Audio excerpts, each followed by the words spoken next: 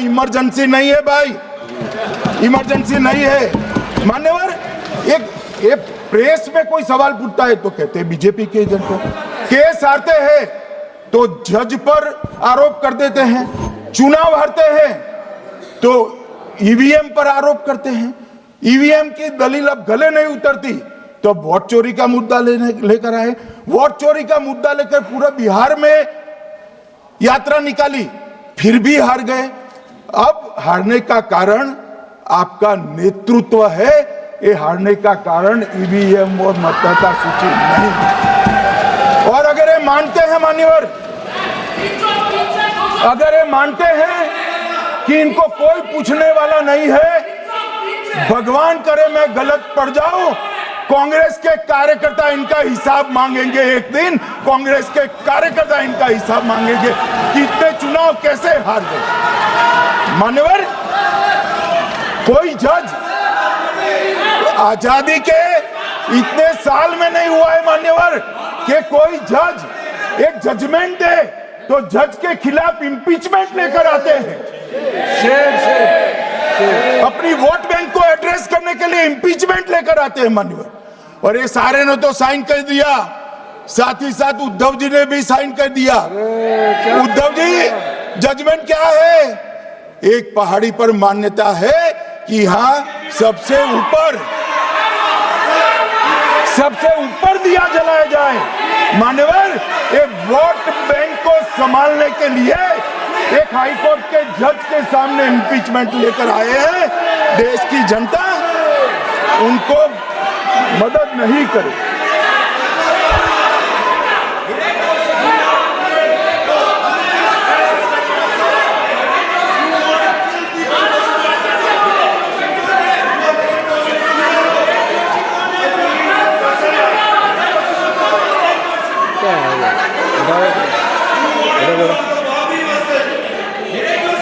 Please no, माननीय गृह मंत्री जी।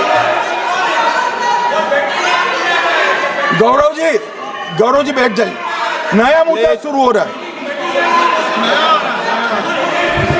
प्लीज, अरे भैया प्लीज मेरी बात सुनो ना। माननीय गृह मंत्री जी, माननीय गृह मंत्री जी, माननीय गृह मंत्री जी, नया मुद्दा शुरू हो रहा है, फिर से खड़ा होगा होना, आप बैठ जाइए प्लीज। नो नो, ये तरीका नो।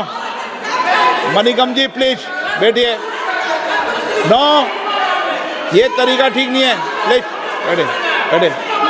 बैठे। हर आपको ज्यादा समस्या है क्या हर 2 मिनट में खड़े होने की? हर 2 मिनट में खड़े होने की समस्या है क्या आपको लोगों? बैठिए, ऐसे नहीं चलेगा।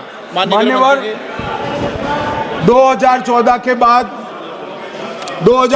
के बाद अरे दादा ये भी बैठ गए, अब बैठ जाओ। मान्यवर, 2014 के बाद हारने की परंपरा शुरू हुई। हारने की परंपरा शुरू होने के बाद हाँ जीते ही है, मगर हारने की भी परंपरा हुई है। मान्यवर, हारने की परंपरा शुरू करने के बाद इन्होंने सबसे पहले ईवीएम को निशाना बनाया। आज मैं आपके माध्यम से सदन को और सदन के माध्यम से देश की जनता को बताना चाहता हूं, ईवीएम कौन लेकर आया इस देश में? मान्यवर, कौन लेकर आया? 15 मार्च 1989 को जब राजीव गांधी इस देश के प्रधानमंत्री थे, तब ईवीएम लाने का कानूनी बदलाव किया गया था। अब राजीव गांधी के ईवीएम के कानून का भी विरोध कर रहे हैं।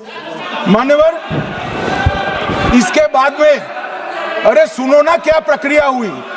इसके बाद में ईवीएम के खिलाफ किसी ने याचिका करी। इस देश की सर्वोच्च न्यायालय के 5 जजों ने बैठकर ईवीएम के कानूनी बदलाव को 2002 में उचित ठहराया। मानो राजीव गांधी को भी नहीं मानते, सर्वोच्च अदालत को भी नहीं मानते हैं। फिर 98 में मध्य प्रदेश, राजस्थान और दिल्ली, इसमें सिर्फ 16 विधानसभाओं में इसका ट्रायल लिया गया। कितना केयरफुल है ये भी बताता हूं। हुडा बैठो। ये भी कितना केयरफुली चुनाव आयोग आगे बढ़ा है। मध्य प्रदेश, राजस्थान और दिल्ली, ये राज्यों की सिर्फ 16 विधानसभा में इसका ट्रायल लिया गया। हर प्रकार से चेक कर ईवीएम का उपयोग सबसे पहली बार पूरे देश में 2004 में हुआ। 2004 का महत्व है माननीय, सबसे पहले 2004 में हुआ। पूरे लोकसभा चुनाव हमारे समय में ईवीएम का उपयोग हुआ, लाए राजीव गांधी, वहां से लेकर 2004 तक। और 2004 के चुनाव में कौन जीता भाई? वो जीत गए। उस वक्त ईवीएम की चर्चा बंद।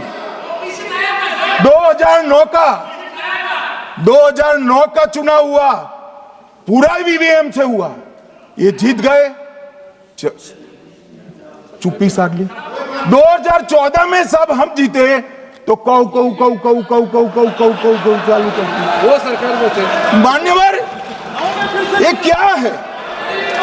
जब कानून आप लाए, मशीन आपने इंट्रोड्यूस किया, चुनाव आप पहला जीते मशीन से, दूसरा चुनाव जीते, मौत से 10 साल राज किया और हार गए तो फिर रोते हैं।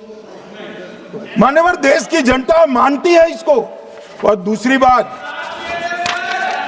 बात, जब चुनाव आयोग को भी लगा कि सच्चे झूठे आरोप होते हैं, तो इस पर रिसर्च की एक प्रक्रिया हुई। मानिएगा 5 साल रिसर्च के बाद वीवीपीएटी की इंट्रोडक्शन हुआ। ये वीवीपीएटी क्या है? मैं जब वोट दबाता हूं तो समझ गए दादा, धन्यवाद मान्यवर। मैं जब वोट दबाता हूं तो मैंने कमल के निशान पर वोट दबाया, तो पास में एक पर्ची निकलती है कि आपका वोट कमल के निशान पर रजिस्टर हो गया है। फिर भी आरोप हुए कि पर्ची वाले ये 2 अलग होते हैं। तो चुनाव आयोग ने निर्णय किया कि 5% ईवीएम और वीवीपैट के परिणाम कंपेयर होंगे। तो मशीन खुला, इसमें 396 वोट मिले, तो वीवीपैट में कितने वोट मिले, तो 396 है या नहीं है, ये 5% मशीनों में मिलता है। मान्यवर, मैं आंकड़े लेकर आया हूं चुनाव आयोग को पूछकर आज कि कितने वीवीपैट और मशीन का मिलान नहीं हुआ।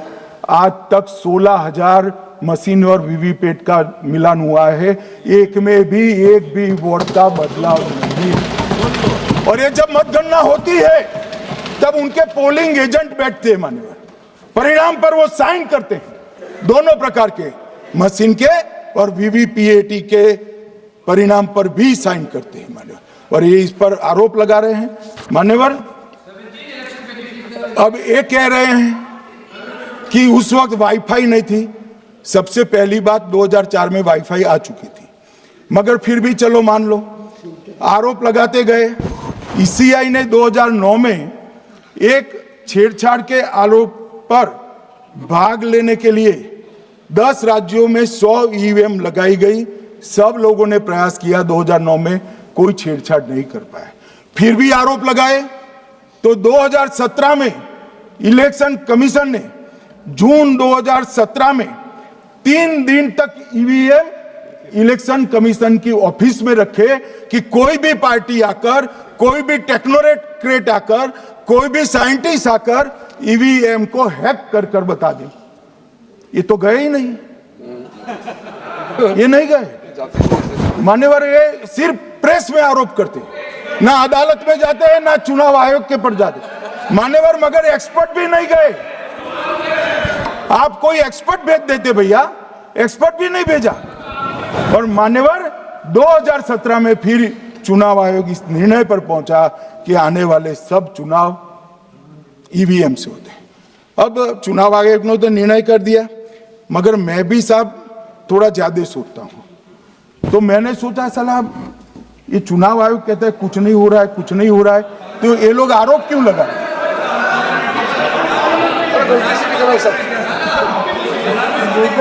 मान्यवर, मेरे शब्द कोई ऐसे हो तो काट दीजिए। काट दिया राहुल जी। मान्यवर, मैंने सोचा कि भाई कुछ गलती नहीं है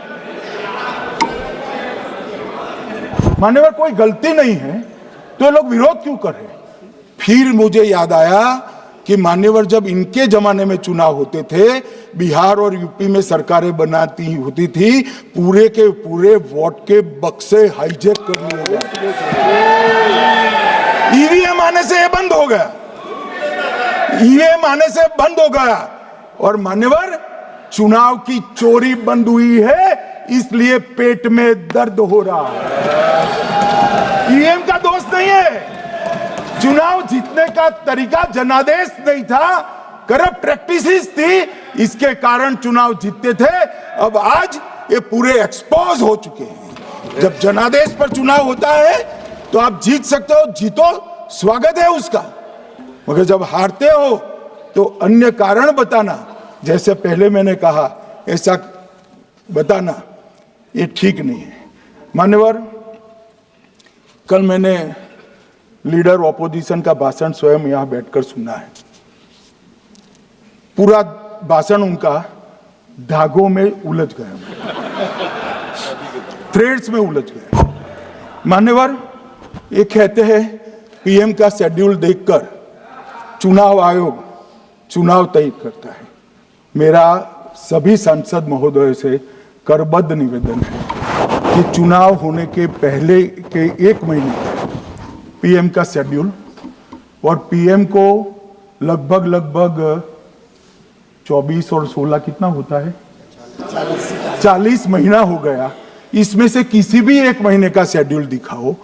पीएम की गति ही इतनी है, कोई भी महीना उठाओगे तो इतने ही प्रवास करते हैं। मानवर, इसको चुनाव का कोई लेन देन नहीं है। हमारे प्रधानमंत्री जनसंपर्क में आजादी के बाद सबसे ज्यादा प्रवास करने वाला प्रधानमंत्री, और मैं जानता हूं साहब, मैं जानता हूं नरेंद्र मोदी जी को 2001 से मैं बता सकता हूं, एक भी दिन की छुट्टी नहीं, एक भी वैकेशन नहीं, लगातार जनता का काम करना।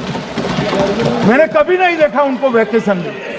कई बार इनका अनुकरण करने का प्रयास करते हैं तो बीपी बढ़ जाता है इतना, ये फिर रुक जाएंगे प्लीज। मान्यवर, ये पूरी चर्चा चुनाव सुधार पर थी। मैंने आज ये भी जांच करा,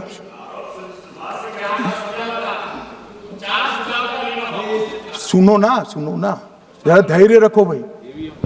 मान्यवर,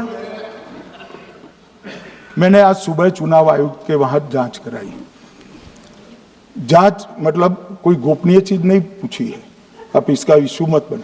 मैंने ये पूछा कि चुनाव सुधार के लिए मई 2014 के बाद कौन सी पार्टी से कितने आवेदन आपको मिले, क्योंकि चुनाव सुधार जो करना है इसकी प्रक्रिया क्या है। मान्यवर, चुनाव सुधार सभी राजनीतिक दलों के साथ चर्चा कर चुनाव आयोग भारत सरकार के विधि मंत्रालय